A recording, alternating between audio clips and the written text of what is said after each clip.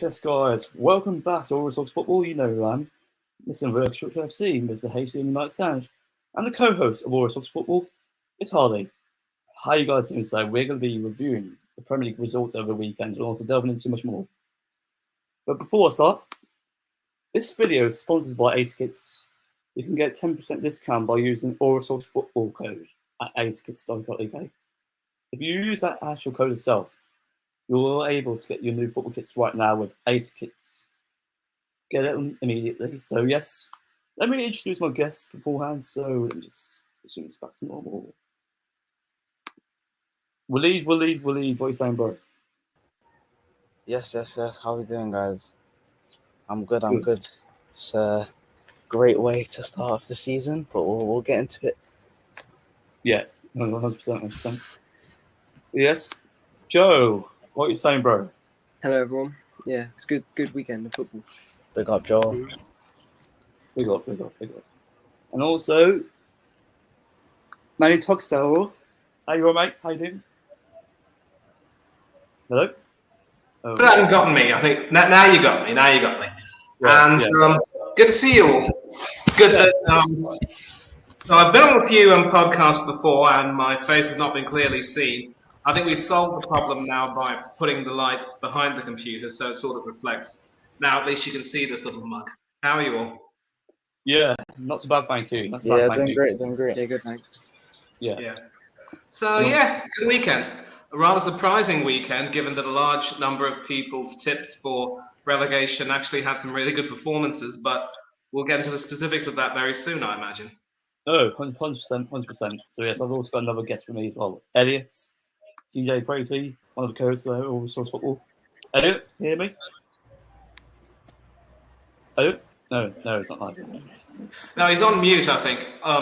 Ask him to unmute himself. I think he'll talk then. Elliot, unmute yourself. Can you hear me? No. Let me just keep on. So yes, firstly, we'll be delving into the Premier League review results. So yes, firstly, it'll be Arsenal versus Crystal Palace. Waleed, would you like to start? As an Arsenal supporter, what do you think of the result? It was a great way to start off the Premier League. First game back, and it looked like a very good performance. It was solid, even though when Palace was starting to put pressure onto us, we made sure we stayed compact. We soaked up the pressure, scored our goals. I mean, in my opinion, we could have even scored more. Martinelli missed a sitter in the first half. We had a few more chances. Maybe if Odegaard started shooting more, then we probably would have scored more goals. But except that, I feel like that was a great performance. William Saliba, man of the match, first game. Waited 3 years to see this guy play in the Premier League, and he absolutely bossed it. So this is very, very... I want to say it's exciting times right now, because obviously everyone knows us Arsenal fans get gassed at anything. But it's a very good start. That's all I'll say. It's a very good start. I'm very happy. Yeah. Firstly, Joe, how about yourself? What do you think of the result? As an Arsenal supporter. Joe, can you hear me? Oh, sorry. Yeah. Yeah, it's all right. Yeah, no, I think it was a good game. I think a lot of people predicted us to lose, and I could see us losing, but Crystal Palace looked underwhelming, but we looked good, so I was happy with the performance, especially with Saliba. So yeah, I'm happy with it. Yeah, I agree with that. So it's Manny, how about yourself? What are your thoughts on the result? Arsenal fan, another one in the building. Good result, and happy with the first half. Not so happy with the second, but I mean, it's easy to say that we did enough, but we can't allow ourselves to sort of let the game drift and let people come back at us, because that's not going to fly against some of the top teams. So hopefully Arteta will learn his lesson again and make sure that he continues to have the team pressing as much as possible, or at least not giving them any opportunities. And the worst part is that when you make an opinion like this on Twitter, you are asking for a savage licking, if you will. I'll be sharing my Twitter account later on in the stream, so you can see all the crap that I've had to deal with from these Arteta in people. I mean, he's done a good job, and I'm prepared to support him for this season, but if he doesn't reach his targets, out the door. Simple as that. Agree with you. But yes, a question to all Arsenal fans over here. Do you think Arsenal can get top 4? Yeah, I'll go first. I feel like we have the quality to get top 4, but the only thing I'm scared about And one thing that I've been worried about over the last few years is, do we have the mindset to get top four? Do we have the mentality to get top four? Because I feel like the transfer windows are very different. This last two windows of this strategy has been very different. Because last year we mainly looked for young players. We looked for young, hungry players that fit the system. This year we've gone with a bit more experience, a little bit more of that winning mentality, if you will. And I feel like if we can instill that into the players, top four is very, very achievable. But this is something we're going to have to see later on in the season, because this isn't the first time. Last year was not the first time that we fumbled top four when we shouldn't have. So yeah, I'm just going to wait and see. Don't want to say too much. Yeah, agree. How about yourselves, Joel and also Manny? What do you think of Arsenal at the moment? Do you think you guys can get top four? Yeah, I think Chelsea look underwhelming right now. It's pre-season and they didn't look too good in the first game. But I mean, Chelsea probably more likely to get it than us right now. But I think if we carry on, if Jesus, Saka, and Martinelli stay on form, I reckon we can get it. But it's early to say it too far. Agree.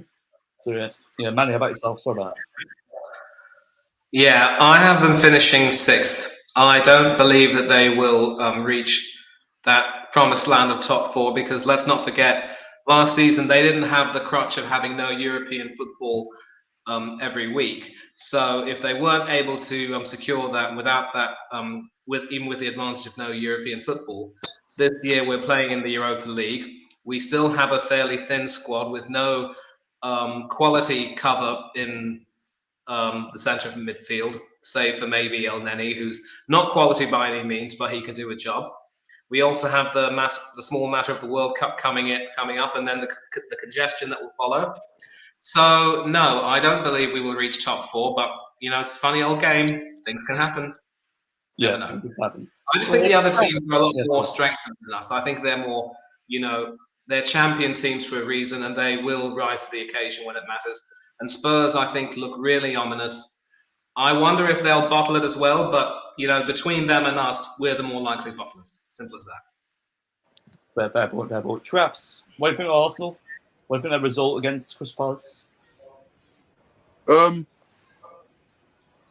I think Crystal Palace were unfortunate not to finish off their chances. I feel like Arsenal were good for the first 20 minutes, but Arsenal will get better. It's early days. They will get better. They look good. I mean, yeah, it's early days, but yeah, you can't really fault the performance. They've done well. Fair point. Dave, big up. How you doing, mate? Mentally not great. Yeah. Had to suffer a lot of trauma in the past 24 hours. Whether it's my team or just a whole lot of delusion on stories, but other than that, I'm doing okay, I guess. But on the Palace Arsenal game, I basically will copy Traps and what he's saying. I agree with everything he's saying. He has Crystal Palace were unfortunate because they were the better side in the second half. They definitely were. They were pressing Arsenal. They were doing very well in that, but they just didn't get their chances off, did they? But as you said, early days, and Crystal Palace will get better, and I think they'll have a good season. And I think Arsenal, same thing. I think they'll have a great season as well. And I'll big up my channel, shout out my channel to see the post-match analysis of the Crystal Palace and Arsenal game. I did have Elliot, DJ Crady, and Traps on. So for the viewers, go and take a look at that if you'd like to see our thoughts on that game. Yeah, once again, big shout out to Premier League Prime. Such a great channel. You've got great potential. Keep this up. You've got this. Yeah, Elliot, how you doing, mate? Yes, I'm good. Just got back from my dinner. Obviously, Palace game was a good game for us. We needed the win massively to start off the season, and couldn't have done it much better, to be honest. So I'm happy with the result. Fair point. That's really good. So yes, the next result will be between Fulham and Liverpool. So, Joe, I'll start with you. What do you think of the performance between Liverpool and also Fulham? It was a shot performance from Liverpool, but I thought Fulham looked really good. Play it that more often, they won't get relegated. I didn't predict them to get relegated, but a lot of people did. So it proves a lot of people wrong. Nick Rich looks good. So if Mitrovic can stay on form, I can see him scoring quite a lot of goals. So yeah, it was a good game. It was an interesting game. Yeah, fair. Levi, how about yourself? You talking to me? No, Davey, apologies. Sorry about that. Not you, Manny. No worries. On this game, for me, I think this just shows that Trent Alexander-Arnold is still suspect defensively. Mitrovic was just bullying, man. He's bullying Van Dijk, and I'm not seeing Van Dijk be bullied in a long time. And I think when we say Van Dijk got bullied, I think that's basically taboo, I guess you could say, because it's unthinkable to think that Van Dijk can get bullied, but he got bullied by Mitrovic. Mitrovic had a very good game for Fulham. Preseason Pirlo just somehow just turns into freaking normal Pirlo in the game. I couldn't be asked. I genuinely could not be asking Andreas flipping Pereira ball up against Liverpool in the Premier League. I could not be asked.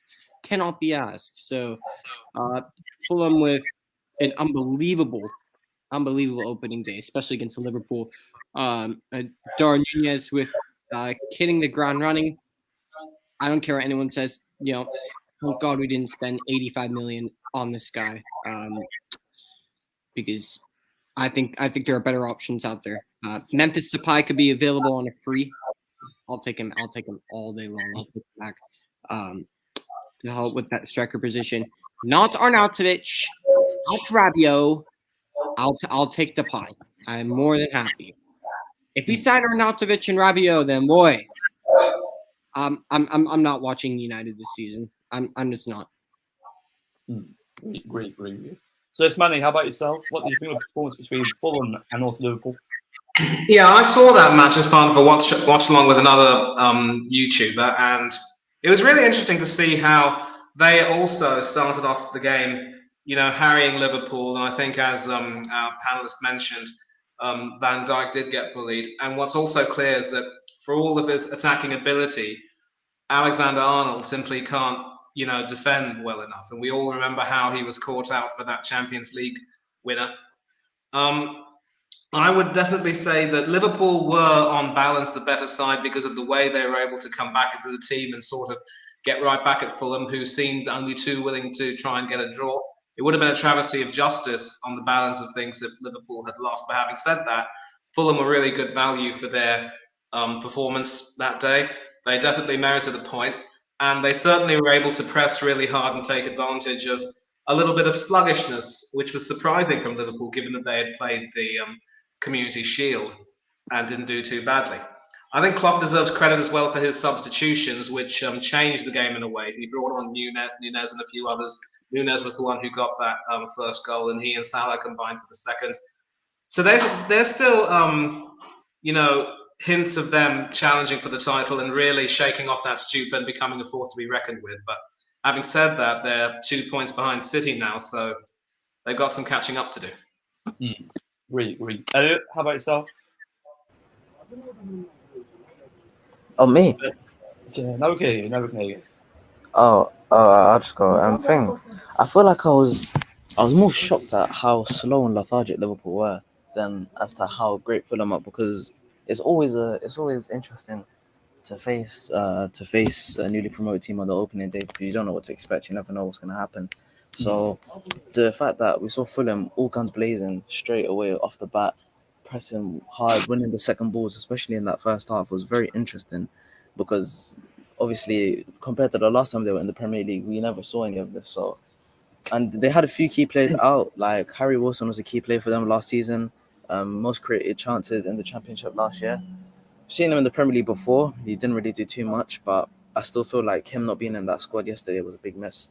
And Mitrovic, this looks like a completely different striker that was in the Premier League last year. He looks hungry. He looks determined to prove people wrong, and I do think he's going to do that this season. But Liverpool needs to step back. I agree. So yes, Traps, how about yourself? As a United fan, what do you think of the performance? What, Liverpool, Fulham? Yeah, Liverpool and Fulham. Yeah. I think Fulham were really good. I think Fulham caught them off guard and really put them on the back foot. And to be honest with you, Liverpool were, I would say, they were lucky to get back into it. To be fair, I mean that Darwin Núñez, he's gonna. As much as everyone's been cussing him and saying he's rubbish and his touch is poor and whatnot, the boy gets some chances. So it wouldn't surprise me if he ends up on double figures this season because I mean, he had about 4 chances in the space of 10 minutes. So yeah, but I mean, Mitrovic proving people wrong. I remember when I said at this point, let's get Mitrovic in at United, and everyone was like, no. Now we're staring down the barrel of Arnautovic. Furthermore, where is Arrest, bro? Where is he? I see. He'll be there, though. Speaking of He'll be there at Arrest, some point. everyone is talking about him. Sane, just see Traps posting away in his turn to Arrest Shreds. I don't know if that's true, Traps, but yeah. It'll be true. Arrest knows why I'm here. Yeah, he knows why. But he's Good luck, Arrest. now saying, I'm joining in a bit. I don't know what's going on, but He'll be there. You want to know what I call it? who is It's in very simple. Hiding. Who I is call in it hiding. That's because it. this guy thinks, right? This guy thinks he can post statements on Instagram, yeah, about things that I say, and now I wanted to be held accountable for them because I don't know what he thinks, yeah, is going on at our club. But court is in session today. Let's just wait till he comes in and then we'll carry on. But yeah, Fulham, praise to Fulham. Yeah, agree. Elliot, how about yourself as co-host? What do you think of the result? Yeah, like I was saying, it's a shocking result, really. I mean, I expect a lot more from Liverpool, but as Klopp said, the pitch was dry, so I think that's a good excuse from Klopp just to, The excuses are back. Excuses FC, man. This guy. I mean, come on, I get that it can be a little bit annoying, but it's not a good excuse. It's not a good excuse. There's more excuses he could have said out there, and he chose that one, and I don't think it's good enough. So, yeah, Liverpool should have won that game, really. But Fulham played really well, so yeah, fair play to Fulham. Yeah, fair play. So yeah, the next result we'll be actually covering is Bournemouth versus Aston Villa. So, Elliot, you can actually host us if you want. Yeah, Bournemouth Villa, obviously, I'd say it's a fairly shocking result as well. I thought Villa would have a better game this time. But yeah, fair play to Bournemouth for scoring those goals and keeping a clean sheet as well. I'll go to Dave for this one first. What are your thoughts on this game? As you said, this was a shock because I was predicting Villa would win this game. But it shows that there are still signs and deficiencies with Aston Villa at the moment, even though they've bolstered their squad. You can still say that they're trying to gel and find themselves, but losing to Bournemouth, and I know Bournemouth played well, credit to Bournemouth, but similarly to the Manchester United Brighton game, it's inexcusable for Aston Villa. You look at those squads on paper and you're thinking, okay, Aston Villa blows Bournemouth out of the water here. There's no way. But it just shows that Steven Gerrard, there's still things that he needs to work on his game, that he still has naiveties. And he got schooled by Scott Parker. And it's as simple as that. You know, he needs to go back to the drawing board and find a formation that better works and better suits the players he has. Agreed. So yes, Traps, yourself, mate. How about yourself? What have been the result between Bournemouth and obviously the result of Aston Villa? I mean, I don't really think much of Gerrard as a manager, to be honest. I think that he's not a great manager.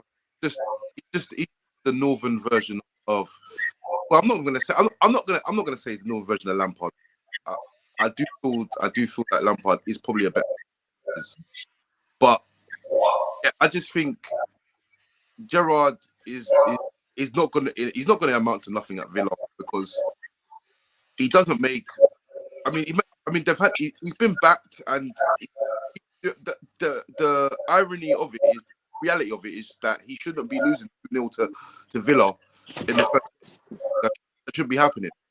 He's been there for what now? He's been there for quite a while now. He's back. So yeah, I think Bournemouth came up. I mean, all right, yeah, cool. You do get the odd result when newly promoted teams come up and they give it a go and they get some joy. games, first few games. So we'll give him that. But this is what you're gonna expect to see from Villa. I don't know how we manage to go with them. I mean, we keep 2-0 up against them and drawing with them. I don't know how this keeps happening because I don't as a football team, but it is.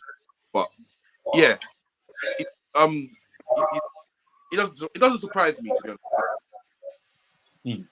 Yeah, agree with you. Manny, how about yourself? Yeah, I see a lot of people talking about how Gerrard has not really been, battered by the media as of yet, and that he's a bit of a media darling. But here's the thing: Aston Villa, if they were ruthless enough to get rid of Dean Smith, who got them to promoted and helped them stay in the Premier League, they're going to be just as ruthless with Gerrard as well. Don't you worry about that. And it's funny how Traps talked about Gerrard as a Northern Lampard. They're actually going to be clashing next week, so that's going to be one for the ages, in my opinion. I still have Villa winning that, albeit by a very narrow margin. A lot of us will have read in the papers and heard in the news about what Gerrard did to Tyrone Mings, taking away the captaincy and basically telling him and saying publicly that he had to improve his game while giving it to John McGinn. Now, given that he himself was the beneficiary of such a decision by Gerard Houllier at Liverpool, when Sami Hyypiä had the captaincy taken away from him and given to Gerrard should have known a little bit better, knowing about how hurtful that would be. I mean, Hyypiä, of course, might have been a top professional, but you still can't just throw someone under the bus like that. And that, to me, probably, it acts as a sign that there are a few problems brewing under the surface, and maybe all is not quite well at the Villa. And when you do that as a manager, you're asking for trouble because it's your responsibility to try to get the team united and getting them to perform for you. And I wouldn't be surprised if Mings ends up feeling as though he's been shunted and no longer wanted. Was his form that good for Villa during the end of the season run-in? Maybe not. But then, you just can't throw any of your players under the bus like that. And the fact that he has made so much in terms of investment in the team, bringing in some players, making sure that Coutinho's loan deal became permanent, among other things, and seeing them not quite gelling as well, despite the fact that they had a good pre-season themselves, it is alarming. And of course, I say that well begun is only 1/38 done.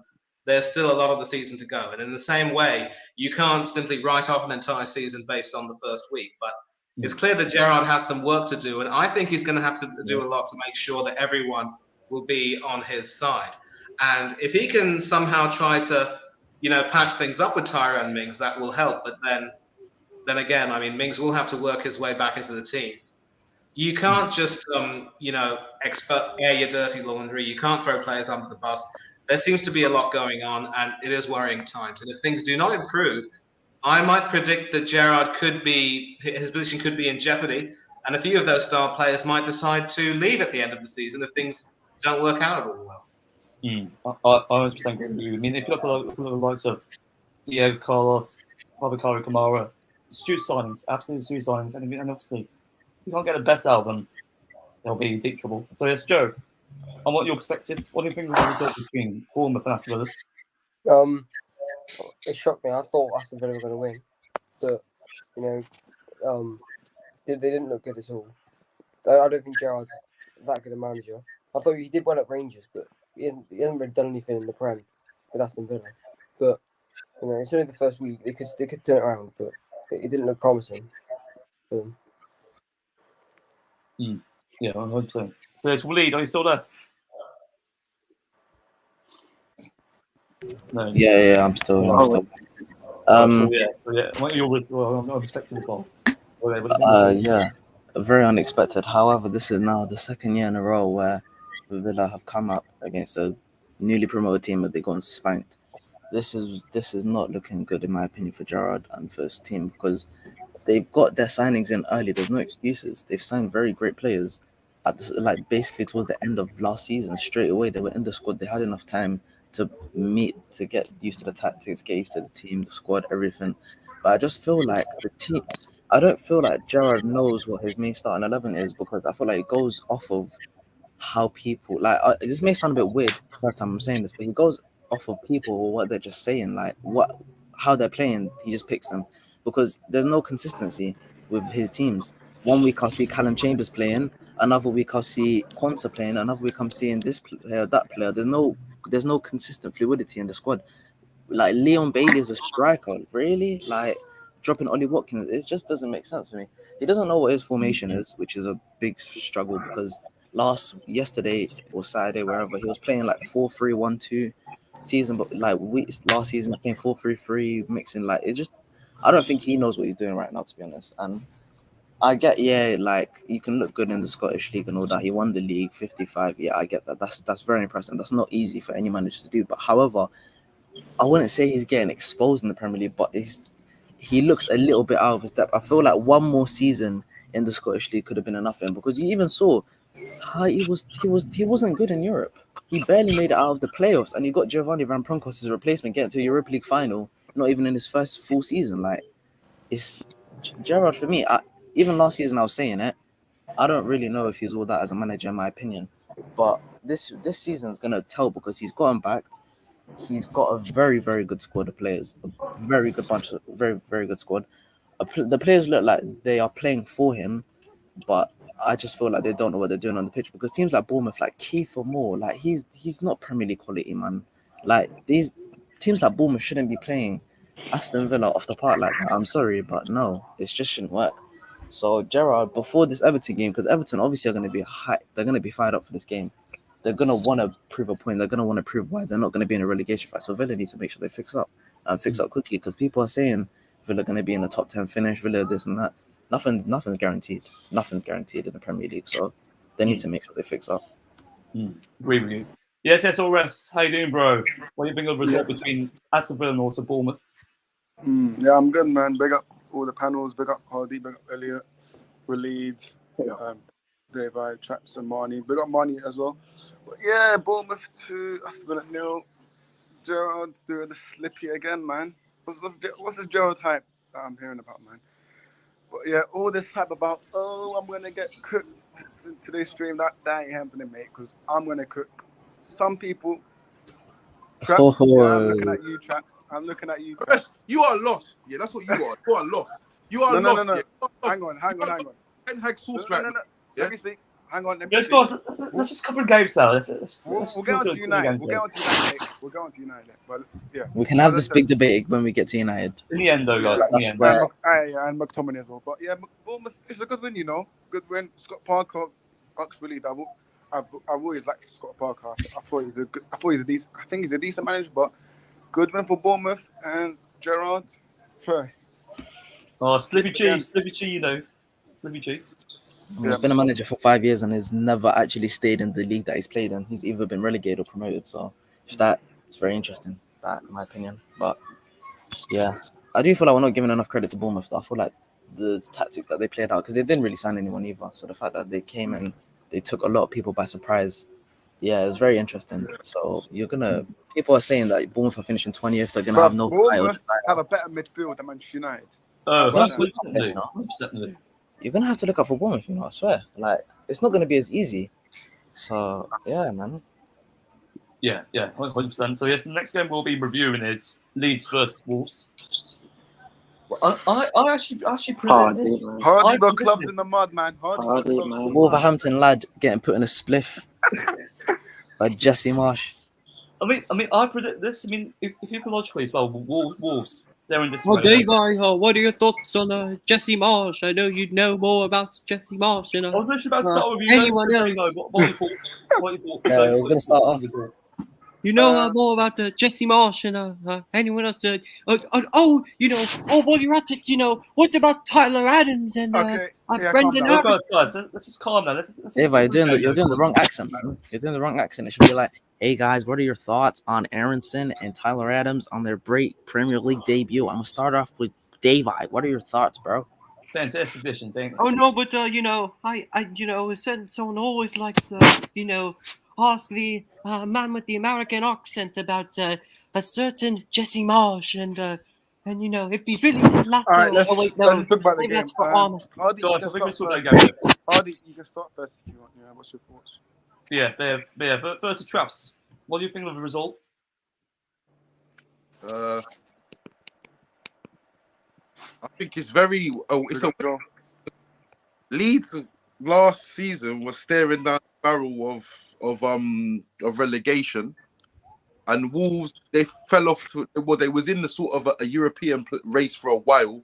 Towards the end, they fell off towards the end, and you're hearing reports of Connor Cody, the captain, going to Everton. I think there's a lot of problems at Wolves right now. I think Bruno Lage's days are numbered at the minute. I mean, unless he gets backed by the board and he gets a few more players in and whatnot. Give us Neves. Give us Neves, man. But I think his days are numbered, man. To be honest, I think his days are numbered. I think that's a bit harsh. Bruno Lage. He just came in, man. Get some more additions in. Yeah, man. It's not like you saying Ten Hag out after the first game, bro. Yeah, we move on. But Ten Hag out first game. Yeah, you are. Oh, listen, we'll get on to United. Did I say that? Yeah, you did, mate. I clipped you. I clipped you, mate, on my story. I clipped you. Did I say that? We will get on to Man United afterwards. But Get to Man United later, but to end this quick little conversation, Traps did not say Ten Hag out, and he said it specifically on Premier League prime time.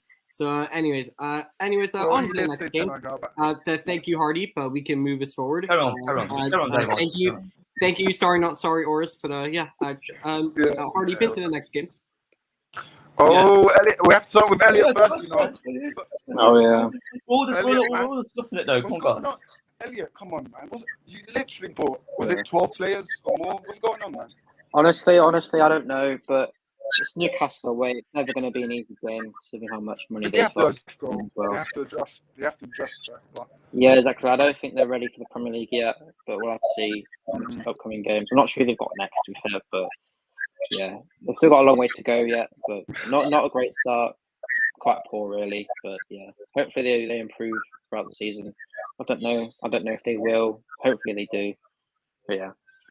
Yeah, great. So yeah, Manny, I want your perspective. Sorry about that. We'll just go back to the Wolves game between Wolves and obviously Leeds as well. So I want your perspective. What do you think of the result?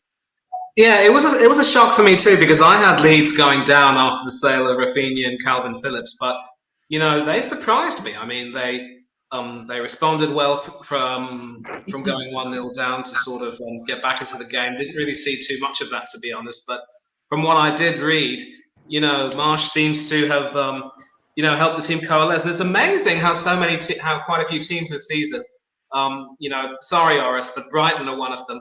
They've let go of Cucurella and they've still managed to get their team.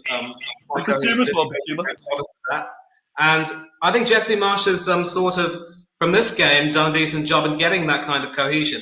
I'm not going to endorse what Traps has said about Lage's days being numbered, because again, look, he still has a lot of work to do with the squad. I think quite a few people have left. The loss of Cody will definitely be a bit of a shock to the system, because he was the one who epitomised Wolves in every way, and to just have him, jettisoned, I mean, it will hurt. I think as captain, he was sort of the heartbeat of the team. So there's going to be a lot of work for Lage to do. I'm not going to write him off yet, but this season will be telling. I'm not going to say he still has time. Yeah. I think what Lage needs to do is give us Ruben Neves, and we'll give you Promenade, but we'll see. Okay, I swear, if I hear Oris talk about McTominay one more time, I'm leaving this game. Bro, anyways, get ready when you review the game. Get ready when you review the game. United fans get triggered, but McTominay, that's how you know. But as I said, Leeds, good win for them. Good start for Jesse Marsh. But for my predictions, I've said Leeds will finish 17th or 18th, but you never know what happens with Leeds. But it's a good win for Jesse Marsh, man. But I don't know what that argument was at full time between Lage and Marsh, but oh my. Bruno just a heads up, Arrest. Just a heads up, Arrest. Yeah, Mike's really like me. I don't know if that's the Albanian Wi-Fi kicking in, but yeah. You got Albanian Wi-Fi though. Yeah, big up Albanian Wi-Fi. Freshest in the world. Yeah, quickest in the world. But yeah, you'll see Leeds Wolves. Yeah, I'd say that's a fairly surprising result, but. Yeah, I think Leeds will do well this season. I don't think they'll get relegated. But yeah, we'll have to see. I don't think Wolves will get relegated. I don't know if they'll be relegation contenders necessarily, but No. they need to improve their squad still. I think they still need a few more signings, especially if Neves leaves as well. Then yeah, they're going to need a lot of signings in the next few months. Guys, before we go, I want to delve into something. This Guedes signing. Do you think he will do well in the Premier League? I mean, Gonzalo Guedes, he's such a great player. I think he'll instantly improve more. So, I mean, apparently Arsenal were definitely linked with him. But You rejected them, Hardy. You rejected them. Exactly. I mean, to be honest, he's not really. Oh yeah, sorry, Luke. Yeah, sorry. No, that's fine. United rejected him. I think Gonzalo Guedes is blessed to not come to a place like Manchester United. He is blessed. We're doing the, and you want to know what? Yeah, you want to know? Yeah, we're doing the classic Arsenal thing. We're classic, or like former Arsenal players would say, you know, we rejected Tottenham, or Tottenham rejected us, and we signed for Arsenal. It's the same old rubbish. I'm tired of this. I can't take this no more. Yeah. Right, Dave. Right. Mm. We not even started the Man United game yet, and he's already left. So yeah. Before I think Hardy needs to go, but before he goes, we have to delve into this. Hardy, let's hear your thoughts before I go. I have my thoughts. So Hardy, let's hear your thoughts. Well, I actually expect this.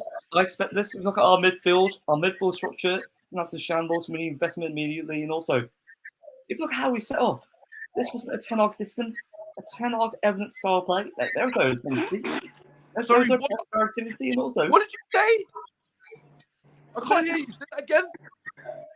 This is not a 10 Hag. This is not a 10 Hag. What? Well, you heard what I said. So who was that on the touchline? 5 Hag? Was that 5 Hag? Oh, come on. Who was that? Who was that? Well, yeah. All right, let me have my. Let's just carry on. But firstly, up front, start without Ronaldo. That's so questionable. Well, Hardy is not even fit to play the whole 90 minutes. He is fit though. He is fit. Come on, seriously. Would you rather start with Martial and also put He Ronaldo? told you, All right, let me have my thoughts. He was Let me have ready. my thoughts. He told you he was ready. He told you he was ready. Not only that, Okay. even though he shouldn't play because of the attitude towards the club. Yeah, Hardy. At this point, he could punch you in your face and you'd start him. Okay, let me have my thoughts. All right. First half, I don't know what the hell we were on. That's not on 10 Hag. If people are saying, oh, 10 Hag. No. Rashford had his chance. And on this stream, I've had my thoughts on Rashford. And on my DMs, oh, you got an agenda. And also, perhaps you heard what I said. Who else? Bruno, Mr. Sitter. But I'm not going to get onto him. But I'm just saying, I think since that contract we gave him, I know he just dropped that a bit, but It's been affected. Yeah, it's been affected by toxicity. Yeah. But for me, I'm calm, man. I'm not worried. I know people saying 10 Hag's a nobody. Carry on saying that because He is a nobody. he's not a nobody. He's not. He's a nobody in English football. He's not. No one. He's a As I nobody. said- He's a nobody. As I said, Graham Potter showed him that can I yesterday. finish? Can I finish? Look at the bottom Can of I the screen. Man United won. That's exactly what we said. Yeah. Are let me you finish. seriously better for a resort though? The players. Stands For players. me, yeah, you're meat traps because I'm an idiot. Anyways, as I said, I think the next game we have Brentford, that won't be easy because Brentford away is not an easy game. Their fans will turn up. I don't know if you guys saw the Brentford, that's the result. Brentford was losing 2-0 at King Power Stadium and they made it 2-2. And what do you guys Justice and you over. don't think Brentford fans will turn up the next game with all their fans? Listen, there's going to be huge pressure on the players. But as I said, with Ten Hag, we need to give him time. But there will be certain only sexuals will be saying one game. It's not even about that. It is. Why you getting rattled? Let me finish. It's not about that. You want to sit there and blame players? Well, Who come on, told Ten Hag? come on, Who come on, told Ten Hag to pick McFred? Who told him to do that? Who Let told me him? finish. You finish. You Let me see finish. Dan Iqbal. Let me You finish. see Charlie Savage. You see all these people. What Yeah, is yeah, McFred alright. doing there? Okay, Whose fault yeah. is that? Okay, you know what? Whose fault was that? Hardy can back me in here. You was in a group chat saying back the board, back John Murtaugh, and all this bullshit, mate. What about now? Arnautovic, fucking.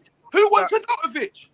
Ten Hag wants Arnautovic. He wants him. Really? Well, Darwin And knew Rabiot. Ten Hag Hag want Rabiot as well. Arnautovic? Does he want him? Rabiot as well. Does Adrian Ten Hag Rabiot. want these players? Adrian flipping Rabiot, No. mate, and you're telling me to back So who wants these players? No chance. Who wants these players? No chance. And you believe in Who this wants PR these that players? Richard Arnold came out and said, we've got the money that we have. Who We're gonna back wants the these manager." players? Who wants Arnautovic? Where did Arnautovic come from? Huh? Where did Arnautovic come from? You work with Ten Hag, though. You work with Ten Hag at 20. Yeah. Sorry? But yeah, as I said, Ten Hag said in his press conference he would rather have his players before the league starts, and we still did not get his main Who player. wants Arnautovic? Ten Hag and the board as well. All right, cool. So you think I'm going to back a manager that wants to bring Arnautovic to my club? Is that what you think? Is that what you think? A board What about the high as well. standards you're talking about? You're talking about high standards. Yeah, because you don't have one. You've been posting tweets about Frankie de Jong for 2 months. 2 months, yeah? He's not 3 here. now. Where is Frankie? Guys, calm down. Where Guys, is Frankie? calm down. Yes, Manny, I want your thoughts as an Arsenal supporter. What are your thoughts on this way Manchester United? Oh, here's the thing. People talk about how Arsenal didn't have the best transfer window. It's ironic how United's was no better, if anything, even worse. And, it's funny because when we hired Arteta, I think there was this narrative from the board that things had gotten so bad under Unai Emery that we needed to have a supposed rebuild of the team. And they thought that they could have the penny and the bun by getting a young, inexperienced manager who used to work with one of the best managers in the world, who used to captain Arsenal and won a couple of trophies with us, FA Cups. Yeah. Just come back and sort of play a role in shaping and moulding the club and whatnot. And I think Ten Hag, given his success at Ajax, was recruited to do the same, despite the fact that he had no history with Manchester United. And of course, at least United was smart enough to get rid of Ole. Unlike us, we're still stuck with Arteta. So What are you talking with about? United, I think it's clear that they've opted. That's the point, though. Right, yeah, No. I agree. Elliot, I'm sorry, Elliot. I'm not a fan, man. I don't agree. I just want to quickly say my thoughts on this. Yeah, sure, no. The fact that, first of all, things were very bad under Unai Emery towards the end of his tenure. Nobody was playing for him. The club, even the signings that we were making at the time, it wasn't good enough. There was no structure there at the time. Nobody knew anything that was going on. So the fact that Arteta did have to come in, did have to change a lot of the squad because it was an old aging squad with some of the players that didn't fit his system. So he had to get them all out first. They were all on big wages. At the time, the Cronkies weren't even investing in Arsenal, really. We were getting our money from selling players and TV rights and all of this stuff. Cronkies weren't really investing any money. At the time, they were saying, oh, lads, be excited for the season, be excited. There was nothing to be excited about. Our manager got sacked. You can't expect a guy, this is his first job. Let me finish. You can't expect a guy to come in his first ever job. This is, and you can't blame Arsenal. Arteta didn't ask to come. They specifically wanted Arteta, not even from when Emery got sacked, but before Emery, they wanted Arteta to replace Wenger. So clearly, Arsenal always thought of Arteta in their ranks. So when Arteta comes in, of course, it's the biggest job that he's ever gonna get at the time. Arteta wanted the job. Don't do this. I'm not saying that. I'm not saying that he didn't want the job. I'm saying this is the biggest job that he's gonna get. Of course, he's going to take it. It's not gonna. This is his first job, and it's his first ever job. Of course, he's gonna take it. Arsenal, big club. So what I'm trying to say is that you can't expect a guy to come in. Arsenal wanted Arteta just like you wanted Pochettino before Ten Hag. Yes, that's what I'm saying. Arsenal wanted Arteta. So you can't expect him to come in and change the entire club. Of course, if anything, Arteta coming in really showed some of the things that were actually wrong at the club. One manager isn't going to come in and solve everything all in one go. This isn't fairyland. That's unrealistic. So the fact that he even came in, and people, Arsenal fans like to say, oh, Aubameyang won a FA Cup. Arteta came in under 6 months, won us a FA Cup straight off the bat. And yes, we were expecting us to build on that. You can't expect. No. Here's the thing. I was willing to offer him my support after the FA Cup win, but the following season it was horrible. Let me tell you now.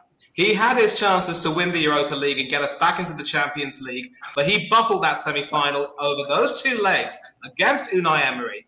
In the first leg with the false 9, in the second leg by taking off Aubameyang after he hit the post twice and replacing him with that failure, Willian Borges. And that guy who Arteta brought in from Chelsea was a complete waste of money in terms of the salary they paid for him. £200 a week for what?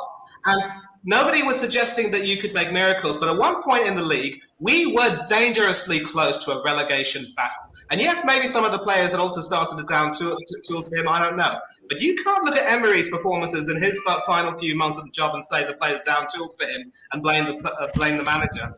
And then take a look at the way they were performing under Arteta in his first full season and say that the players were to blame and they weren't pulling their weight. That's not true. Some of Arteta's tactics were absolutely god-awful, especially when you consider playing Aubameyang out of his preferred position as centre forward. That was always happening, though. That was always happening. Even under Emery, Aubameyang came into the Premier League. I'll let you back in. You play someone like him out of position who is a goal poacher. You mess him around here and there. You completely muck up your tactics and wreck every single chance that you can get. How do you think a guy like Aubameyang is supposed to perform? He may miss a few, but he always hits more than he misses. And his record for us has spoken for itself. Okay, if there were some disciplinary issues, he had to have the captaincy taken away from him. He's no longer there. But this is clear proof that Arteta doesn't have the tactical nous to take the club forward, and he clearly cannot appreciate it if people stand up to him and say, sorry, Gaffer, you're wrong. But I don't want to talk about Arteta anymore, but I will let you have your point, and I'd like to go back to United against Brighton. Say what you want to say now. Yeah, that's fine. But Aubameyang came into the Premier League, and in his first season, only towards the end, when Emery started playing that 3-4-1-2 formation of Ozil on the 10 and Lacazette Aubameyang up top, he literally one top goal scorer, mainly playing off of the left wing and Lacazette being the main striker. That was the main formation that was happening.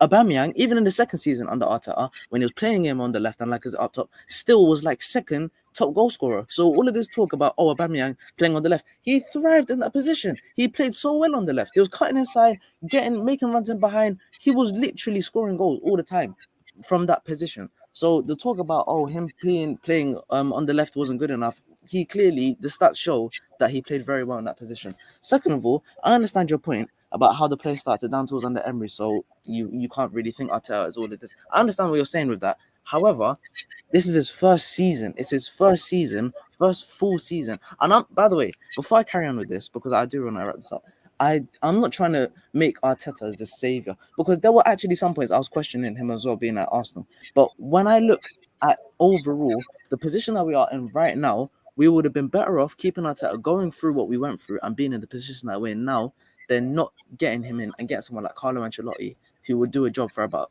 12 months and we'll just be in the same position. This project, everyone's saying trust the process, all of this stuff. Right now, the process, like, it's looking interesting, at least for an Arteta out fan to even, because the project is looking enticing because of the players that we brought in, the situation that we're in right now, where we literally have a completely different starting 11 to what we had in Arteta's first game. Things are looking better, in my opinion. I think that a lot of Arsenal fans look at the situation of last season. No, it wasn't last season. The season before, with the Europa League, and obviously Unai Emery winning the Europa League. And they look at it and they think that should have been us. Yeah, the truth is, Arteta, what your club was until now, yeah, he has. In my opinion, I don't think he's gonna achieve greatness, but he has earned his right to manage this club as far as it's going as it is right now. So, I mean, for instance, if he has a bad season, he gets knocked out of cups early, doesn't finish in the Champions League this season, then yeah, I'd say it's time for him to go because he spent a lot of money. This is his team, and he wants to. He's identified a way that he wants to play, and he's got rid of all the bad eggs. So there's no excuse. There's nowhere for Arteta to hide this season. But I just think that Arsenal fans do look at the whole thing of Unai Emery and him going on to win the Europa League with Villarreal. That should have been us. And I think that is where a lot of people look at it and think, it's not the guy. But Arteta has earned his right for this season here now. But he has to deliver this season. Traps, let me make something clear to you. Remember, that season, we were as low as 15th, close to a relegation battle. It's not just the fact that Unai Emery won the Europa League. he had to leave because we were stagnating, I agree, and we weren't really progressing. But we should have gotten a better manager. And in response to the other gentleman, Ancelotti would have done a brilliant job with us. So I'm going to end it with what you say. Arteta has nowhere to hide. This is his final season, his point of no return. And if he doesn't achieve his aims, out the door. And now back to the Man United Brighton game. Ten Hag has been appointed to do a rebuilding job over there. So clearly there's going to be a lot of talk about what has to be done. And people talk about bad eggs. I seriously believe that Cristiano Ronaldo is behaving like a bad egg.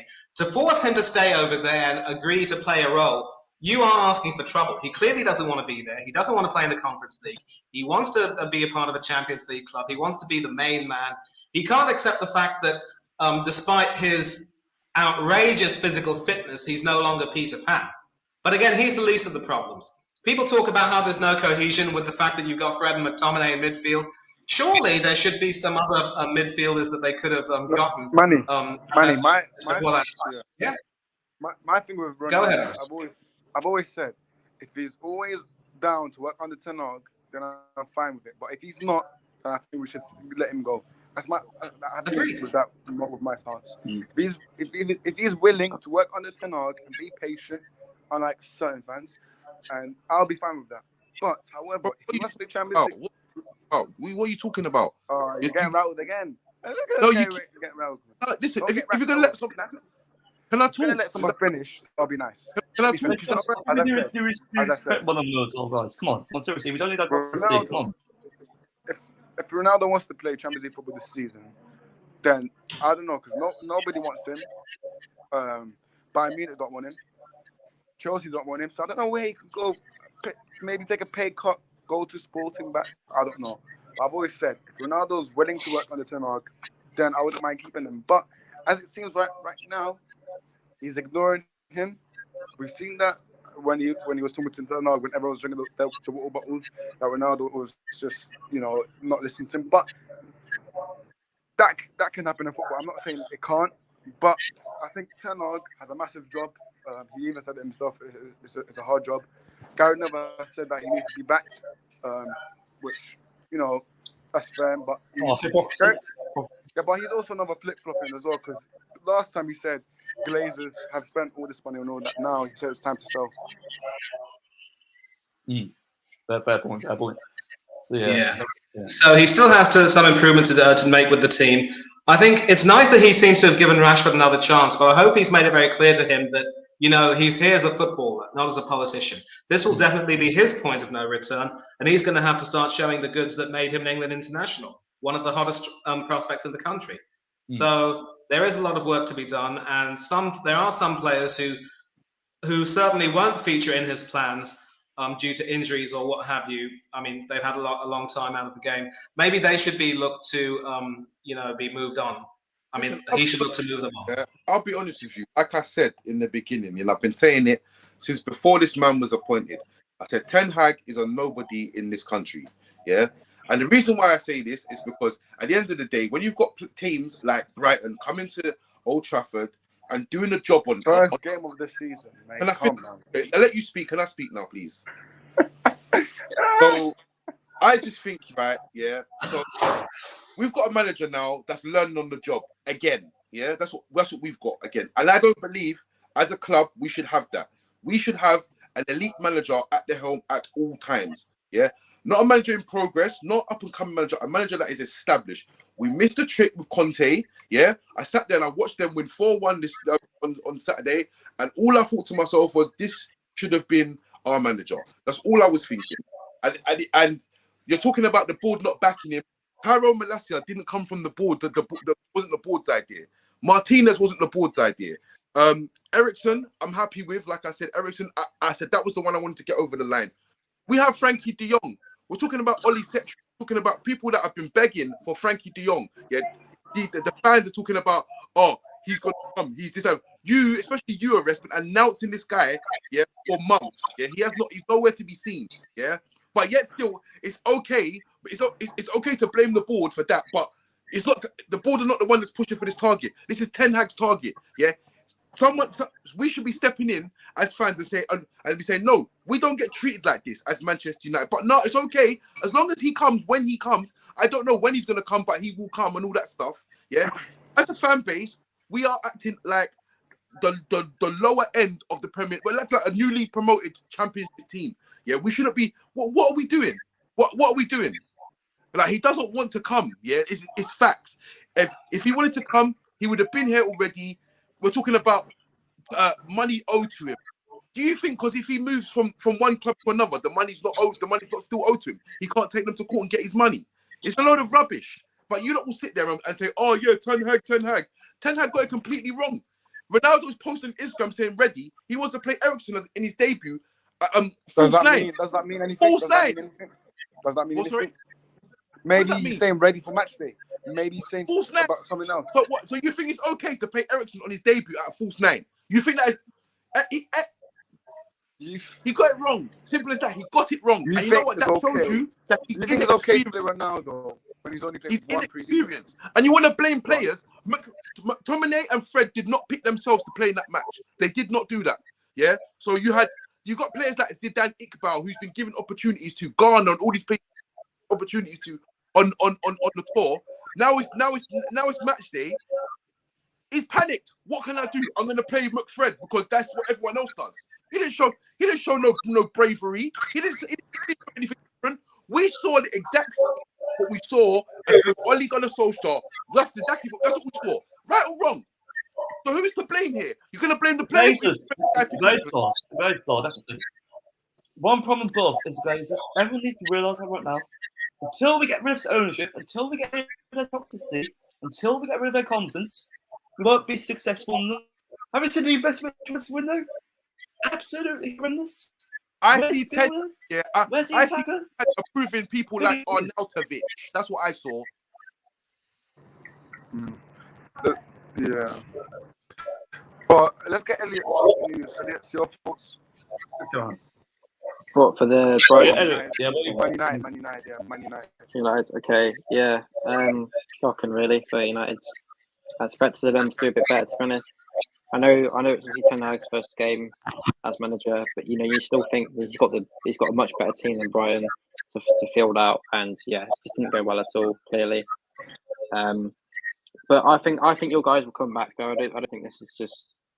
I think this is just a bad start. I think you guys will get some wins eventually, but yeah, it's not looking great at the moment for United. Ten Hag said in this press conference yesterday, Friday night, he said there will be setbacks, there will be games that we will lose, which United don't expect. So he even said himself, there will be games that we will lose, and setbacks will happen. So I'm not worried, mate. But there's fans on Twitter saying all this rubbish. But listen, I always keep it with 100%. With pre-season, I only accept the style football, and that's it. I never hyped up anyone. I only said Martial played good. McTominay, pre-season, I don't know how he played. I watched every game. He's still the old McTominay. But pre-season Premier League is two completely different. But Brentford next, we'll see that. But listen, I'm not worried. Yeah, again, you cut off. Players. You're cutting off. Say that again. Who is picking these players? Well, if you go back, Oli picked those two midfielders. Ragnick picked those two midfielders. So, but this is meant to be Eric Ten Hag, the new era, the truth. This is what this is meant to be. Bruv, it's one game, and next game could change up the midfield because he took on McTominay. Did he not take on McTominay for Van der Beek and the way we changed up since Van der Beek came on? That's how intelligent Van der Beek is. So I think he will start next game. Van der Beek, but we'll see. Agree 100%. So yeah, let's move on to the. So all right, cool. So if he's gonna start with Van der Beek next game, is it fair to say that he got it wrong this game? I think. Well, it's half time. I think his game plan did go a bit wrong, but his first game, I'm not gonna. So he got it wrong. So if someone gets something wrong, it's not fair to criticize him because it's him and the players. Why are you not criticizing? What, you're not criticizing the man because he got it wrong because he's the new guy? I just said his game plan for the first half was wrong. I said that. So for me, wrong, mate. I look. No one told him go. 8 minutes. No one told him play. Oh, Them tactics were shit. That's the truth. Them tactics in the first half were shit. And you know the worst thing about it is he's standing on the touchline, frozen, not saying a word to nothing. No, nothing, just standing there. Go and watch it yourself. He was shouting at Go watch it yourself. He was shouting. Go and watch it He yourself. was shouting a couple of minutes. He was shocked as well. If you look at Rashford as well, Rashford. He was shocked. He was shocked. Of course, he was shocked. Yeah, he was shocked. So you see the video of him screaming at that player, yeah, that young player that didn't want to run. You remember that clip that you kept showing me? Remember? Nolan. Yeah. So you're telling me he can scream at that player, but he's gonna stand at Old Trafford shocked? No, he was rattled. The occasion was too much for him in the first half. That 15 minutes half time, he had to get himself together. He needs to wake up and realize. I think we should move on to the next game, you know. Yeah, guys, let's just move on. Let's move on. Yeah, we've actually discussed quite a lot about this. So next time will be Newcastle versus Forest. So yes, Manny, back to you. What do you think of the result? Do you think Forest can actually come back into it? I had Newcastle winning, albeit by 2-1, and I actually also had Forest comfortably staying up this season. People are so quick to jump on the bandwagon and say that Forest are the manager's clueless, Forest won't last, they're done for. Again, it's just the first week. And, Steve Cooper's also made some signings. Maybe they didn't look as though they've gelled just yet, but they're gonna get some time as well, just like Aston Villa and a few of the other teams, of whom more is expected. I think Newcastle have definitely started the season well, and certainly the signings they've made, bringing Pope in to replace Dubravka as the number one keeper. That's one such signing, and they've also worked really well to get a few more signings on board. Someone like Targett from Aston Villa, who was discarded by Steven Gerrard, has now got a new lease of life, and obviously the England right back Trippier is proving to be worth his weight in gold. So they're definitely moving onwards and upwards. I still believe that Europe will be a season too early for them. I don't think that they will have enough to challenge the teams at the very top, but they can certainly give a few teams in the mid-table or in the lower top half of the table a good run for their money, and they could be on the rise. Forest should still comfortably finish in the lower mid-half of the table, or they may survive relegation. I think they will stay, because a lot of talk has been how they let a lot of the stars of the promotion campaign leave. Spence, for instance, went to Tottenham, but Spence was also the same person who terrorised Nuno Tavares and knocked us out of the FA Cup last season. So we were thinking of signing him, and then Tottenham snatched him from us. He would have been a terrific acquisition to the squad, great competition for Tomiyasu and Cedric Suarez in the right back position, and he would have thrived. But no, we just had to dawdle. So Forest will be fine, but Newcastle definitely looks strong. And I wonder if you've seen a meme of a corner routine which Forest were taking, where all of the players from the Forest side were outside the penalty area. And as the bloke was taking the kick, they all started to run up in the hope that somebody could, take advantage of that momentum, jump up and try and head the ball. Fat lot of good that did. Went straight to the keeper, and that was that. They'll improve and they'll get better, and they'll get used to life back in the Premiership. And it's been 20 odd years of hurt, and thankfully that's over. I think it's easy to say that we're in love with the romance of seeing them come back, but I seriously believe that with the acquisitions they made, they do mean business, and they will definitely come into their own. But Newcastle look really good. Mm-hmm. Agree. Elliot, how about yourself? Yeah, good win for Newcastle. It was a bit expected, really. I don't think Forest we had a massive chance to win this game. But yeah, Forest will definitely improve. I think they'll definitely get a few more points, I reckon, soon. With the signings they've made, they should definitely get a few wins as well.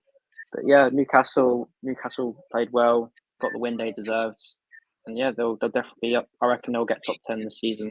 I reckon that's guaranteed, really.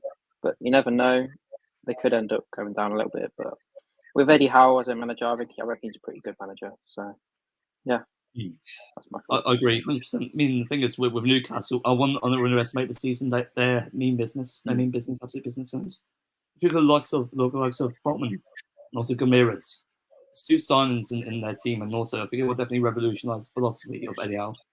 Moving on to the next game, Spurs versus Southampton. I know that you're both Arsenal supporters, but how does it feel about this one hurts. being supporter? You want to go This first? one hurt. Yeah, you can go first. Take the stage, though. Take the stage. It's fine.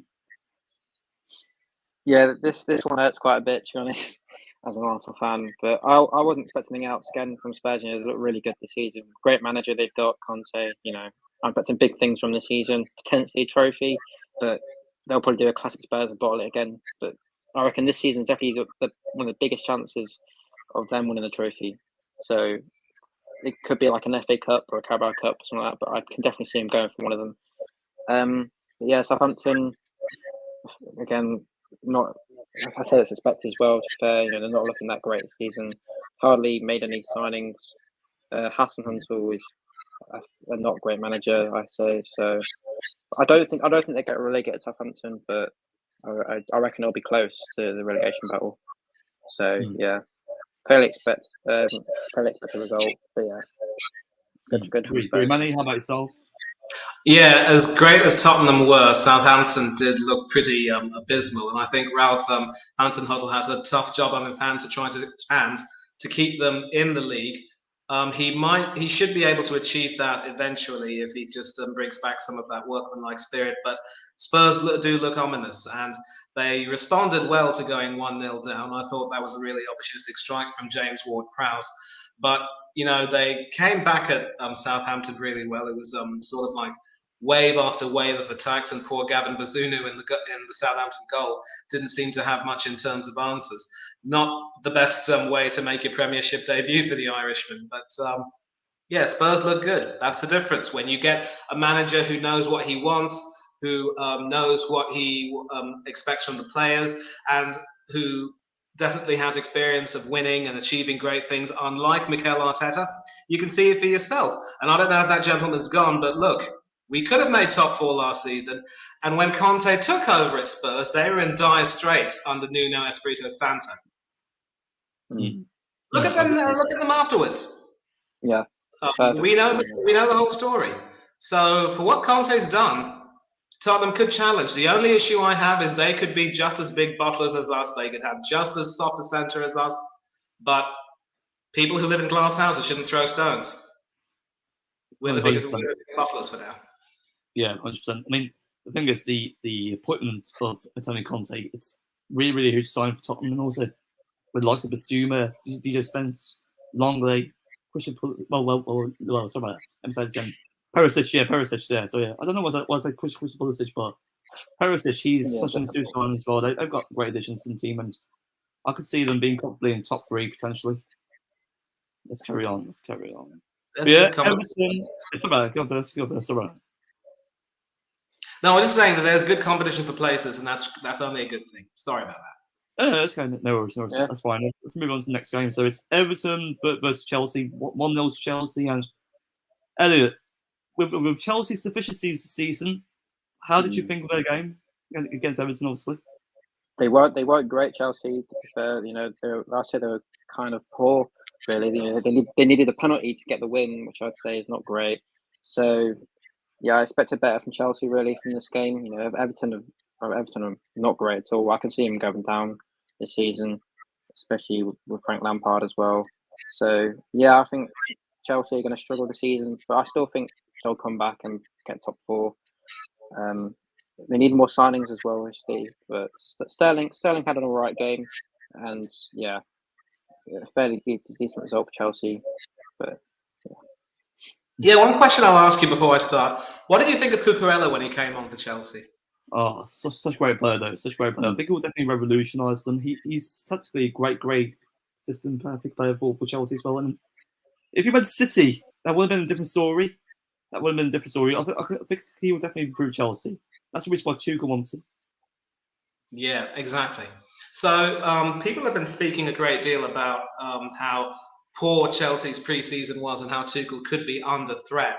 And bear in mind, only 2 seasons ago, this fella won the Champions League. So that just goes to show the level of expectation that's there at Chelsea, and the fact that they're not going to, you know, suffer fools gladly or keep him based on sentiment. But, you know, he made it clear after they lost to us 4-0 in the pre-season that he wanted his team to toughen up and get rid of those mistakes. So yes, they needed the penalty to get rid of to get the win over Everton. But what I would say is, however you get it, just get it. They all count. And I think I'd say that they were solid, given that there was some doubt as to whether their own new signings would gel in. Sterling did look to have an okay game. Cucurella definitely made a big difference. And Mendy, I think, from all accounts, looks a lot more solid than he did at any time during the pre-season.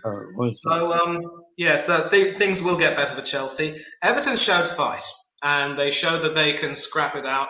They've lost Richarlison, but they've gained a couple of players from Burnley, and obviously the signing of Connor Cody will help them. They're still having a lot of trouble with strikers. I think Calvert-Lewin being injured is a big loss for them. I remember watching him score that winning goal for England against Venezuela in the Under-20 World Cup final in South Korea. So I know how good he is. A shame that many of those players, including our own Ainsley Maitland-Niles, didn't really, build on that. But anyway, that's another story. But they need some strikers. They need someone who can come in and, shake it up a bit and provide some goals for them. Anyone will do. A poacher, anyone. And to get Connor Cody to strengthen their defence when they've already got Tarkowski and they brought Patterson in, who feels like a new signing, and then a few others. I get what they're trying to do, trying to concede less goals, but scoring goals can win you games. Defenses can win you championships, but if you don't have a hope of winning a championship realistically, then at least score some goals and win some games. It's as simple as that. Yeah, 100%. I mean, a question I want to delve into for both of you is that the thing is with Frank Lampard, do you think he's under pressure this season? You want to go first? Yeah, I'll go first then. I'd say he is under a certain amount of pressure, yes, definitely. Considering that this is the season at Chelsea and this is second season at Everton now, he's going to be under a bit of pressure, I'd say, to keep his team up. Obviously they still need a few more signings as well. Yeah, I'd say he is under a certain amount of pressure, definitely. Manny, how about yourself? Some pressure, I would say, but he also has some goodwill in that the fans are on his side, and he seems to have an idea of how to work with what he's got. He's been dealt a bum hand as well, given the poor quality of the squad that he has, and the problems that he had when he replaced Rafa Benitez. So I think he will be under some pressure, but he will at least be given the run until the end of the season.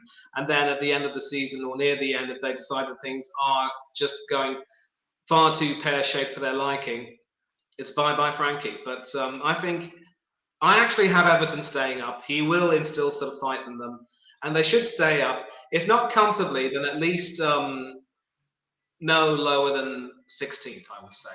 They will avoid a severe relegation battle. I think he'll get them working hard. And one more striker in the next transfer window. Who knows?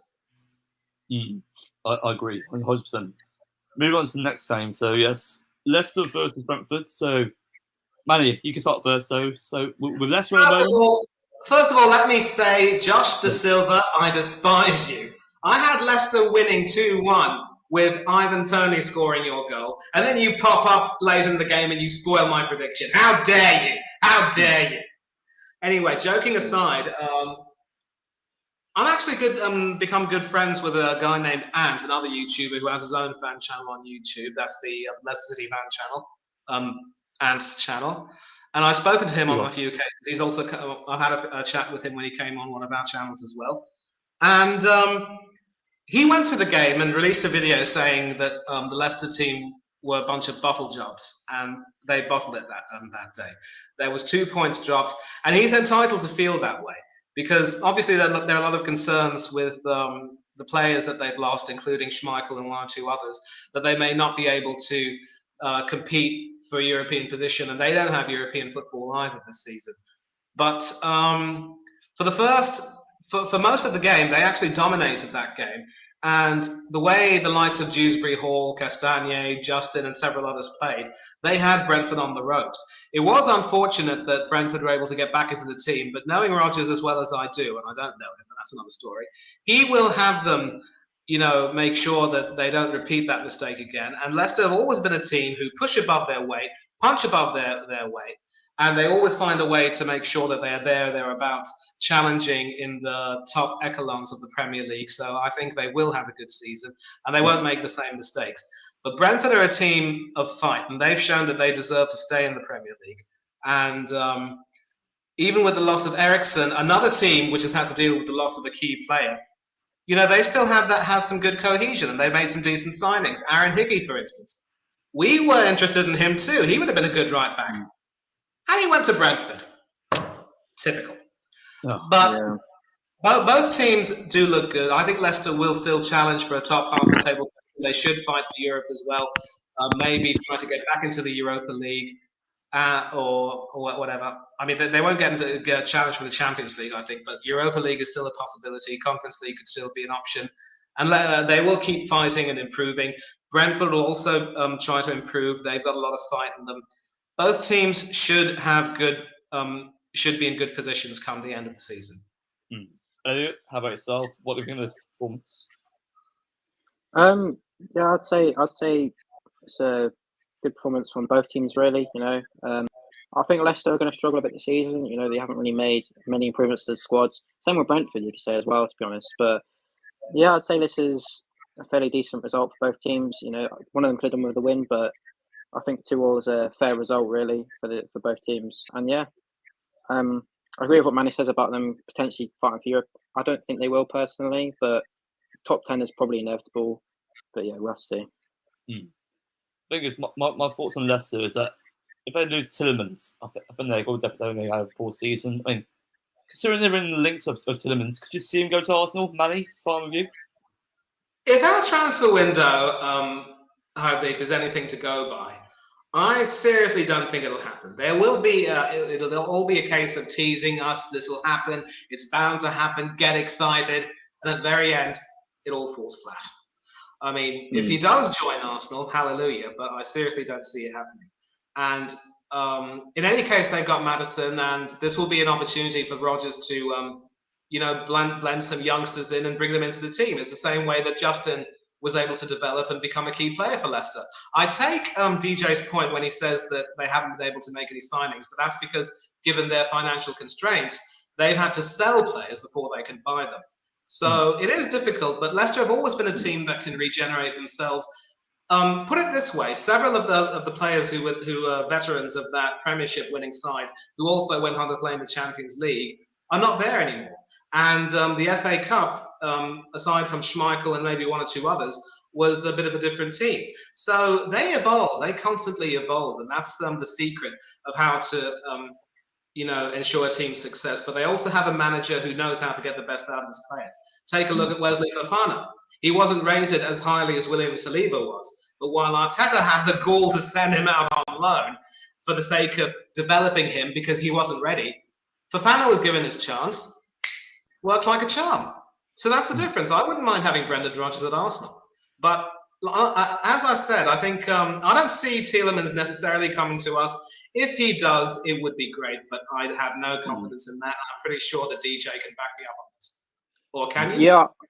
Yeah, I agree. I agree with you. Yeah, it probably wouldn't happen, but if it does happen, it'll happen right on deadline day. Guarantee it.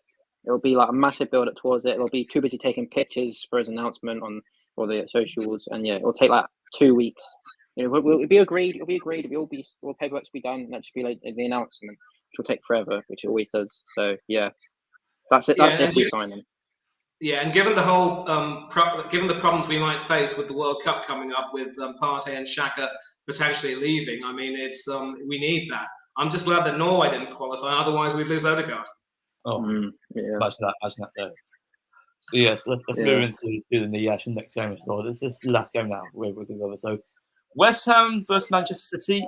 Impressive debut season from Haaland, and also if you look at West Ham, they've got a great addition to the squad. And firstly, I'll start with Manny. Manny, what do you think of the result? Is it a really good chance for Manchester City to potentially pan outside challenge? As expected, they won, and I was expecting them to be a little bit conservative and not score too many. In any case, West Ham would normally be difficult to break down. But now we know that Erling Haaland is meant for the Premier League. The way he was able to latch on to Jack Grealish's pass and slot it right past Alphonse Areola in the West Ham goal, different class. And he is ready, and he will definitely end up in double figures for the season. It was that sort of a game, Hardeep, where you didn't really see too many things happen, and whatever happened, few and far between as it was, rare as it was, it proved decisive. I mean, West Ham did look good in pass, but they never really forced Edison to making any really major saves. I think the injury to Fabianski did hamper them a bit. I think Fabianski is perhaps getting a little bit old. They've also got Darren Randolph, who's third goalkeeper, also on the wrong side of his 30s. So they're going to need to make sure that they move one of them on and get a decent keeper coming in. And I actually have West Ham struggling to replicate their heights where they were competing for Europe, only to just fall short. I think they will struggle this season because aside from Shamaka and maybe one or two others, I don't think they've strengthened quite enough defensively. I mean, they brought Johnson in and maybe one or two others, but you get the feeling that it should be a little bit more, and strong defense can only really help them. I really don't know if they've made too many acquisitions in that regard. With City, you know how they roll. They let go of Jesus, they let go of Zinchenko, one or two others. I mean, Sterling. All those players who are still top-class Premiership players, they let them go and they bring in some new ones. They also evolve, and that's why they're champions. Yeah, fair point. Elliot, how about yourself? Yeah, I didn't expect much else in this game, to be honest. I expected City to go through this pretty easily. And yeah, they did 2-0, both goals by Haaland, which is also expected really from him. Some people say he might flop the season. Nah, he ain't going to flop the season. He's too good. He's too good. He's just too good. There's no way he's flopping. I agree. Yes, next thing we'll be delving into is the debut. So yes, Manny, let's start with you again. Who were you impressed by in terms of debut? Obviously Haaland has to be there. I mean, he showed his class. Nunez came on and definitely had an impact for Liverpool. Arsenal side, I thought Zinchenko definitely looked great. Saliba looked wonderful. And Jesus, despite the fact that he didn't score any goals, he was looked at as a replacement for Alex Lacazette, and that he could, link up play and possibly be a little bit of a pest around that area, as you will, try and press a little bit harder and put pressure on the defence and the goalkeeper. I thought he did quite well. A lot of people have been gassing him up or sort of hyping him up based on his pre-season returns, but pre-season and the current season are chalk and cheese. So this is where he has to prove himself, but he will definitely get into his stride. And as far as teams go, I thought Bournemouth looked really good after they came back, and Fulham also looked good. It's good to see a few old faces coming back and proving their worth. Mitrovic, we all know, has played in the Premiership. But I also want to single out another person who could be an inspiring story in the mould of a Jamie Vardy. Welshman, Kiefer Moore. He'll be in the World Cup with Wales. Worked his backside off in the lower leagues. Makes his debut at 29. Scores the winner for Bournemouth. Roy of the Rovers stuff, as you would say. I agree. With Kiefer Moore, I think he's such an underrated player. And I think for Bournemouth, if he is firing, if he gets a service, if he gets that organisation up front, he'll definitely handle. Elliot, how about yourself? Yeah, say the best debut's got to be Haaland. 2 goals in his first game in the Premier League. Can't ask for much more. Yeah, just great goals as well. Obviously, the penalty. For Arsenal, obviously, Zinchenko, Jesus, Saliba all played well. All had a good game. Especially Saliba, man of the match by far in that game. Yeah, that's what I think. Nunez as well. Yeah, Nunez scoring. Yeah, he had a good game, but I'm sure he'll do better as well. Especially Liverpool. I'm sure they'll have much better games this season. But yeah, that's my thoughts. Great. So yes, shock of the week in terms of Premier League results, or even losses or wins. So, Elliot, let's start with you. What's shock of the week? Well, I think the biggest shock is probably the Fulham game. Really, Liverpool should have easily won that game, but because the pitch was dry, they didn't. So, yeah, I think that's the shock of the week, really. Yeah, Manny, how about yourself? I'm going to go with the Bournemouth Villa game, because you would have thought that with the way Villa went about their transfer business and how established they were, the recently promoted Bournemouth wouldn't have been too much of a bother for them. And Villa actually, by all accounts, dominated that game. But Bournemouth took advantage of their moments, and they, it was a smash and grab of epic proportions. And Scott Parker went home a happy chappy. So that was my shock result. 100%, 100%. For me, I think it has to be the draw between Liverpool and also Fulham. If you look at a game and also the tendency in how Fulham press, they were so competent in our possession. If you look at Palhinha, what a signing he is. Even Andres Pereira, he looked like prime Gundogan in the midfield. I mean, for Fulham, it's a really good result for them. For Liverpool, to lose Thiago Alcantara, to actually be dominated, and also for Nunes to come off the bench. It's a decent result for them, but they should be doing better, 100%. They nearly won that game, so, I think it was a sucker punch, but they responded magnificently and they could have won it. They hit the post twice, including Henderson very near the end. So, yeah, it's a slight setback, but they'll recover. Yeah, 100% agree with you. This last column will be based on Arsenal and also United. So, as an Arsenal fans, do you see yourselves making more additions? Well, we're going to need to because, you mentioned Tielemans. That's definitely a priority because, as I've said, we need central defensive midfield cover. We still need to have a right back because here's the thing. We've got Tomiyasu, we've got Cedric Suarez, we've got Hector Bellerin, and we've got Ainsley Maitland-Niles. Maitland-Niles should have progressed at Arsenal after starting in the FA Cup final, but sadly he stagnated, and I want to see him move so that at least he can have a chance of resurrecting his career like Joe Willock started to do at Newcastle before his injury. He clearly, I don't think he features at all in Arteta's plans, and I don't want him to waste any more time. He's a Hale-End boy, and he'll always be loved, but he's going to have to leave. Bellerin wants to leave. I want him to leave. He wants to leave. I'm not going to slag him off by saying that he was an awful player for us. He had some really good moments with us. When he was at Betis, he won the Copa del Rey. So he does have some ability. And if he leaves Arsenal, it will be good for everyone. I really saw no merit in Arteta wanting to keep him on. Does he want to keep him on so that he could have his testimonial for 10 years at the club? Makes no sense. Let him leave. That leaves us with Tomiyasu and Suarez. And we even had a situation where we had to play Ben White as effectively, a quasi right back or centre back or what have you. Yeah. Saka had to track back and cover and help him. Saliba had to help him. So White did make some good tackles, but it's clear that he is not to the level we need. So we need a little bit of defensive cover there. That aside, I think we should be set. Another goalkeeper would be useful, but I am willing to give Matt Turner a chance. Fair points. How about yourself, CC? Arsenal making more additions coming to the end of the window? We should make more signings. I expect we need to make 3 signings at least before the end of the window. I think the centre defence and mid is priority, I think, and like you said, a right back as well, just to give Tomiyasu some space because he is I won't say he's injury prone as such, but he is sometimes a doubt like he is at the moment. So yeah, I'd say a new right back would be helpful, and maybe even a winger because Pepe might be offloaded soon. So I'd say specifically a right winger just to make sure Saka's covered on that place as well. Fair points.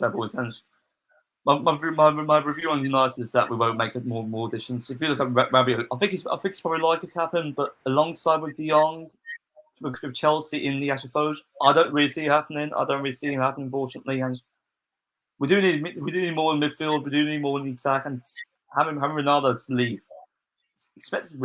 It's really expected, and we just need to improve immediately. And nothing will change with his own. Nothing will change. I don't know what more we will expect from Manchester United this season. Even though we actually operate as a business, what are we? We're only a business institution, not a football club. So before we go. Yeah, one more question, Hardeep. Will you look to get a new goalkeeper as well? Because you've let Henderson go on loan to Forest, and you've only got De Gea and Heaton as your 2 senior keepers. Are you going to get one more? there's been speculation that we could. I don't know whether it might be someone from Europe, but as it stands, I think it will be Heaton there. Yeah. That's what's going to happen, unfortunately. But I think we do need a goalkeeper as well, another right back, and also a winger. We do need Anthony right now as well, another player who wants us to join United, and we do need more additions immediately. So yes, Manny, before we go, where can I find you? You can find me on social media. Twitter, it's Thungathere1981. You can go over there and see me get torn to bits by Arteta fans and me fighting back with points only for them to just come back at me with childish insults. On a more personal basis, you can catch me on Instagram. It is Manny Thungathere1981. Not much YouTube activity as of yet, but that could possibly change in the next few weeks or so. I will keep some of you posted, but until then, I'm just happy to keep floating around, spewing my guff, chewing some fat, and just contributing to some discussions. And I only hope that I'll be welcome everywhere I go. Edu, how about yourself? Yes, you can find me on YouTube, which is DJ Creaty. I've got a mix coming out in like half an hour, so if you go over there now, you'll be able to check that out soon. And yeah, I'm on Instagram, DJ Creaty _. I post quite often on there, so yeah. See if you Thank you, Edu. Fellow co-host of the actual Always Football End. Guys, you know me. You can find me via Instagram, via HTM United Stand, or if you want to follow me personally, it's HSAdwell7. HSAdwell7.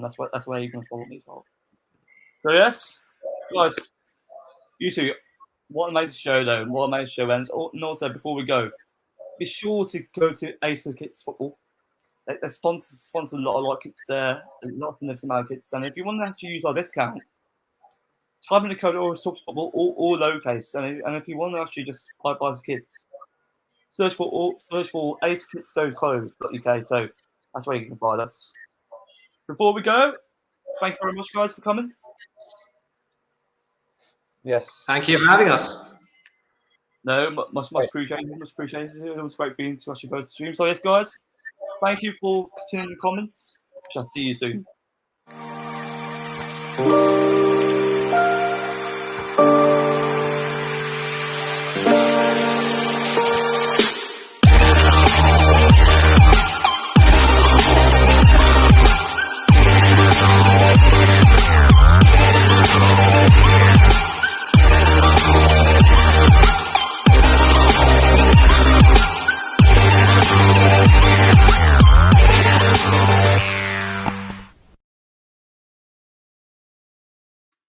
Okay.